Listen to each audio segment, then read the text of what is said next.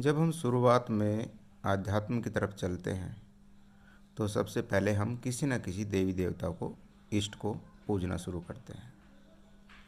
जब इष्ट को पूजना शुरू करते हैं तो फिर हमें गुरु की ज़रूरत होती है कि उस इष्ट की पूजा पाठ की पद्धति वो सही से हमसे कराए। जब हमें और ज्ञान होता है तो हम इन देवी देवताओं को भी छोड़ देते हैं।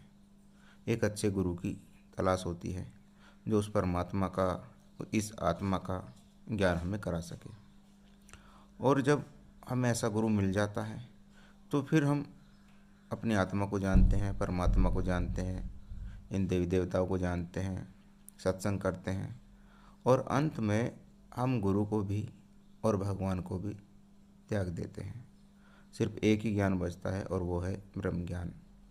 ब्रह्म ज्ञान जब होता है तो उसके लिए परमात्मा, भगवान सब कुछ मिट्टी हो जाते हैं, शून्य हो जाते हैं, कुछ भी नहीं रहता।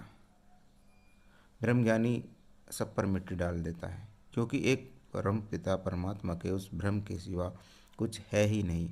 और जितने भी स्टेप बने हुए हैं वो उनके लिए सत्य है जो जिस स्तर के ज्ञान पर हैं। लेकिन ब्रह्म ज्ञान होने पर ये सब मिथ्या है, अज्ञान है, एक प्रकार का भ्रम है। जब ब्रह्म ज्ञान हो जाता है तो सिर्फ वो परमात्मा ही, वो ब्रह्म ही हर सत्ता में विराजमान है, उसके अतिरिक्त कुछ नहीं है। लेकिन जिस तरह से हम जिस स्तर पर होते हैं हमारे लिए वो स्तर सत्य होता है। देवी देवता भी तब सत्य होते हैं, भगवान भी तब सत्य होता है।